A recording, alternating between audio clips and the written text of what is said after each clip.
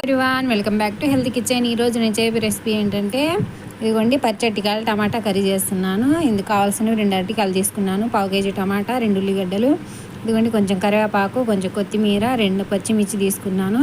ఇప్పుడు అన్నీ కడిగి శుభ్రంగా కట్ చేసుకుందాం ముక్కలుగా. ఇదిగోండి చూడండి, అన్నీ ఇలా కట్ చేసుకోవాలి. ఆనియన్ అయితే పొడవుగా కట్ చేసుకున్నాను, టమాటా ముక్కలు ఇలా కట్ చేసుకొని, ఇదిగోండి అరటికాయ ముక్కలు ఇలా కట్ చేసుకొని వాటర్లో వేసుకోవాలి, లేకపోతే బ్లాక్ కలర్లో వచ్చేస్తాయండి. చూడండి, ఇప్పుడు కర్రీ ఎలా చేద్దాము రెడీ చేద్దాం, చూద్దాం పదండి. స్టవ్ వెలిగించి గిన్నె పెట్టుకున్నాను. గిన్నె పెట్టుకొని 2 స్పూన్ల ఆయిల్ వేయాలి. తాలింపు గింజలు వేయాలండి.